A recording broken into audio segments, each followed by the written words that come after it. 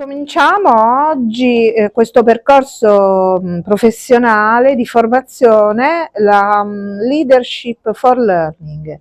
Tutti noi all'interno della scuola possiamo avere una competenza in tema di leadership per collaborare, per migliorare il progetto scolastico.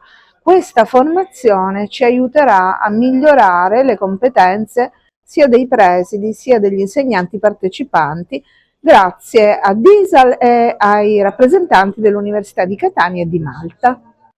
Partecipare a questo corso organizzato dal DISAL con le università di Catania e di Malta rappresenta un'occasione formativa di grande levatura e sono certa che provenendo da una scuola del centro della Sicilia apparentemente isolato, invece ecco, potrà essere sicuramente l'occasione per allargare gli orizzonti.